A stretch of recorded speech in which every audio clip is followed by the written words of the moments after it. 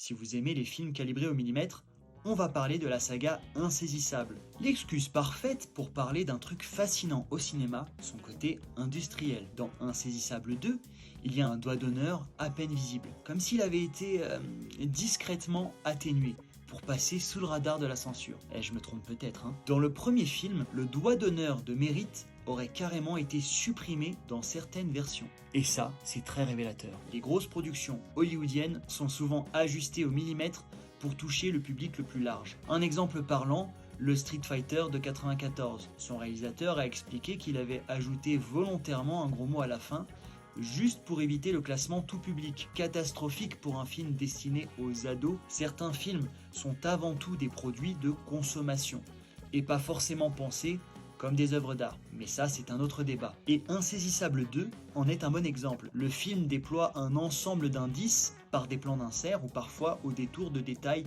apparemment anodins. Chaque élément finira par révéler son utilité au récit. Par exemple, la montre du père de Dylan, utile lors de la scène du coffre, ou le SDF, lors de la poursuite entre les frères. Ce sont des narrations calibrées sur mesure pour orchestrer les rebondissements ou amorcer les surprises du récit. Ça n'enlève peut-être rien à leur qualité divertissante. Chacun son avis sur la question. Surtout,